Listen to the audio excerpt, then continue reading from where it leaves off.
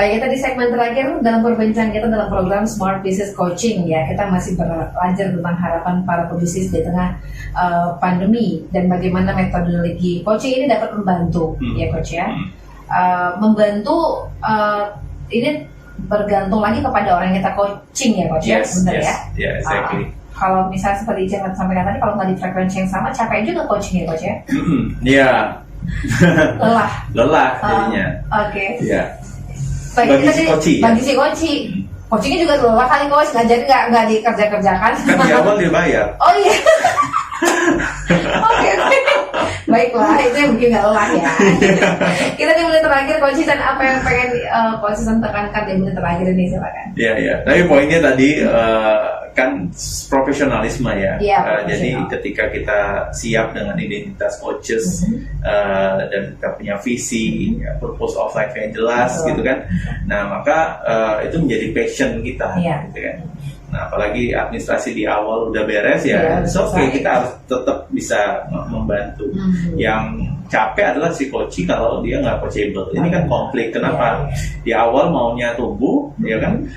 Tapi dalam proses nggak komitmen. Nah maka yang kita temukan adalah habit di masa lalu. Makanya terus ada pernah posting di sosial media, kita menemukan habit not people. Orang-orang yang kita hadapin ya itu adalah kumpulan habit yang mereka bangun. Iya. Not people. Tapi kalau mereka punya kontrol di diri mereka, nah kita benar-benar menemukan people. Gitu.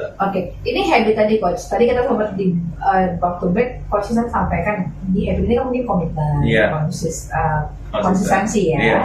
Dan yang paling penting ini semuanya diukur gitu ya. Ada di akhirnya kita kasih reward dan punishment. Nah ini bentuknya seperti apa coach? Nah nanti dari habit itu kan kita bisa ukur dan bisa menilai ya di dalam setiap sesi. Ya kira-kira oke nggak atau nurun nggak gitu ya. Nah kalau misalnya habitnya malah nurun, nah punishmentnya apa? Ya kan dia sendiri, coach sendiri yang menentukan apa punishmentnya ya. Iya. Jadi punishment yang membuat efek jera ya.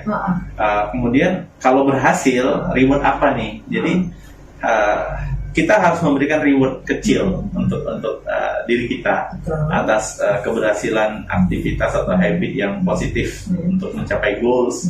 Ya kita bisa kasih reward sama orang, tapi sama diri kita kadang-kadang lupa. Kehematan sama diri sendiri kok.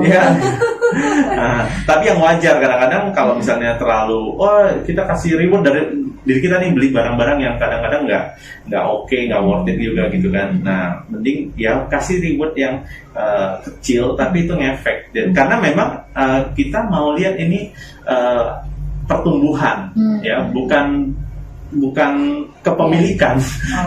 Misalnya beli barang mewah gitu. Nah, pokoknya kalau ini bagus untuk motivasi ya.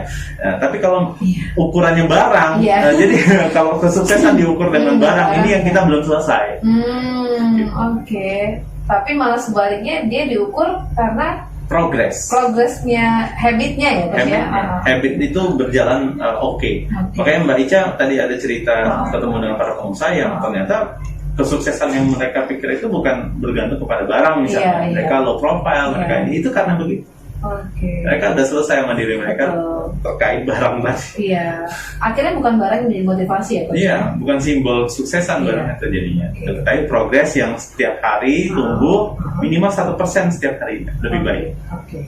Ini justru sangat dasar karena ini akhirnya berbicara tentang motivasi ya coach. Karena kadang-kadang jujur nih ya, orang-orang yang pengen berhasil itu justru orientasinya adalah uang dan barang, coach, ukurannya kaya gitu. Sebenarnya ini terlalu sederhana ya coach ya, kalau cara berpikir seperti itu ya. Iya, makanya ada pertanyaan selanjutnya kan. Ketika itu terjadi, maka apalagi kesuksesan yang Anda ingin capai? Ya, dia sampaikan lagi nih, karena pengen begini. Ketika itu terjadi, maka kesuksesan apa yang Anda ingin capai? Sampai ultimate gitu ya, nggak sampai mentok gitu kan. Nah itu akan bisa membawa si klien atau coach itu bisa panjang gitu. Nah banyak orang yang udah mencapai, saya udah usia sekian, udah cukup, saya udah pernah capai apa yang saya nggak punya dulu gitu ya. Terus ngapain ya? Nggak memiliki makna hidup.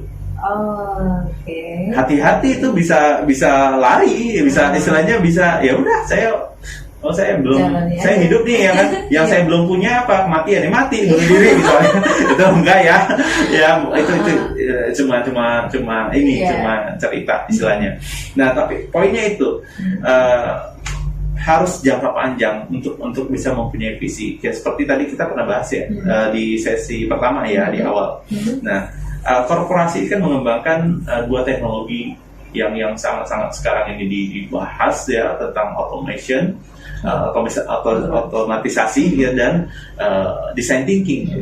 Nah ketika di coaching itu kan memunculkan design thinking, ya kan?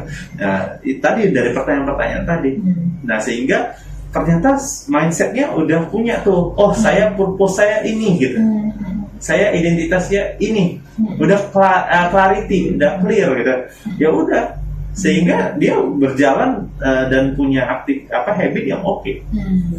Gitu.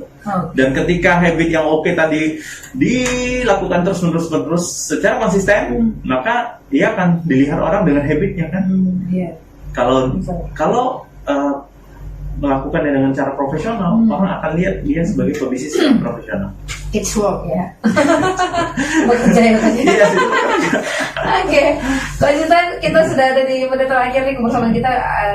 Silakan apa yang pengen Coach Ethan simpulkan dari topik kita sore hari ini. Baik, para pebisnis yang kenal ya sama coach, yang punya program coaching bersama dan belum punya program coaching bersama Coach Ihsan, pikirkan apa yang Anda ingin pikirkan ya untuk bisa mencapai goals. Memang itu tidak mudah ya, tapi dengan meyakini suatu keilmuan yang Anda perlu dapatkan, yang perlu Anda pelajari kembali, kemudian Anda lakukan, atau mungkin Anda melihat ya beberapa referensi ya, Anda mencari pengalaman atas itu atau pengalaman orang lain gitu ya, dan menemukan metodologi yang tepat. Nah, ini akan menghasilkan goals yang luar biasa. Oke. Baiklah, semoga ini apa yang kita sampaikan sore hari ini seperti sebuah rangkuman ya Coach ya, dari pertemuan-pertemuan kita minggu-minggu lalu ya, bersama dengan narasumber kita, ya kita berharap kita bisa menghasilkan lagi ya narasumber lainnya di edisi selanjutnya. Yang pasti Coach Ihsan, terima kasih. Selasa depan kita balik lagi ya. Yes. Merah putih deh, boleh. Oh, pakai merah putih. Ada Garuda lagi. Ada Garuda aja nih. Nasionalisme banget Coach Ihsan. Oke, Selasa depan merah putih deh Coach. Oke, siap. Mudah-mudahan diingetin ya Coach ya. Baiklah. Dan semua listener, semoga perbincangan kita sore hari ini benar-benar memberi insight baru untuk Anda, atau remind ya, sebagai sebuah pengingat bagi Anda, karena benar-benar kita nggak bisa sukses sendiri. Kita butuh orang lain untuk ada di samping kita, menolong kita. Ya, yang pasti dengarkan terus program Smart Business Coaching setiap hari Selasa untuk Anda dan bisnis Anda tumbuh sukses luar biasa.